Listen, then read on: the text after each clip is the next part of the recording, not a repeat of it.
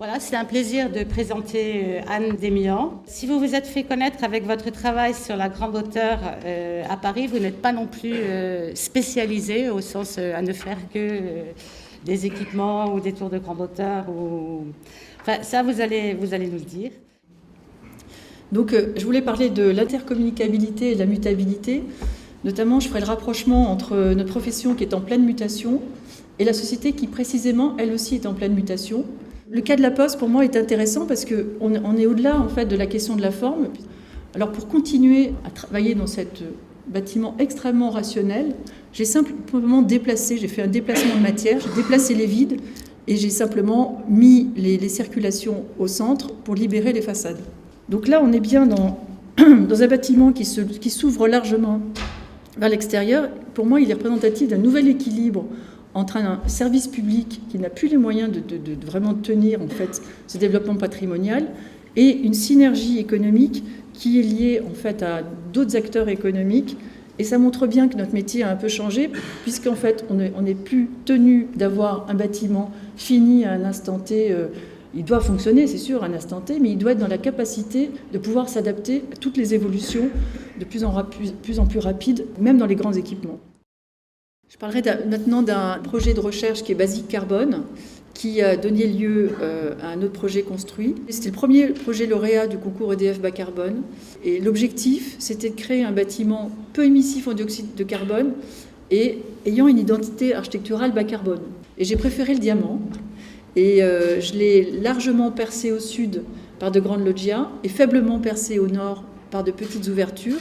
Et comme on installait le projet au sud et que le bâtiment était assez peu épais, j'ai créé tout simplement un effet courant d'air entre la différence thermique de la façade nord par rapport à la façade sud. L'autre élément en fait que j'ai voulu développer, c'est l'intégration en fait du dioxyde de manganèse dans les parois en fait des parois de béton, qui a la particularité d'être 300 fois plus efficace dans sa capacité à faire de la photocatalyse, c'est-à-dire la transformation du dioxyde de carbone en oxygène, que la végétation. Donc il est incorporé dans les panneaux. TO210, ça a été lancé à l'initiative de Jean-Pierre Caffé et visait à remettre en jeu la question de la hauteur à Paris, avec en perspective de déplafonner les hauteurs. Donc un site de 120 000 m² sur lequel il fallait dessiner 400 000 m² de bureaux, de logements, d'équipements et de commerces. Je ne crois pas beaucoup à la mixité superposée avec les réglementations françaises, donc j'ai proposé des mixités juxtaposées. Proposer une tour de logement de 210 mètres de haut et une tour de logement de 140 mètres de haut, légèrement décollées l'une par rapport à l'autre pour pouvoir profiter au maximum de la lumière, épauler l'une l'autre par deux plateformes, et ce qui me permet justement d'avoir du coup une flèche en fait de la tour assez importante, c'est-à-dire un rapport de finesse qui est assez efficace et ce qui permet d'avoir une sorte de régulation thermique en fait, des logements et des bureaux, et puis de jouer sur le transfert énergétique entre les bureaux et le logement. Autre dispositif qui me paraissait important, c'est sa capacité que la tour soit ancrée dans un tissu urbain, notamment par l'installation de services partagés, d'équipements partagés que j'installais en fait sur ces deux plateformes. Je pense que le rapport très fusionnel des espaces publics avec la tour est complètement déterminant pour repenser la question de la hauteur à Paris.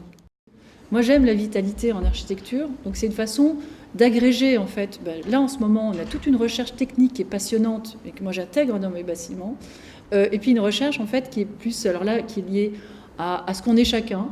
J'essaye d'être le plus, disons, de ce point de vue-là, libéré possible, qu'effectivement ne pas avoir des dictates en fait de la forme, projet après projet, qui ferait que je serais assignée à faire toute ma vie le même bâtiment.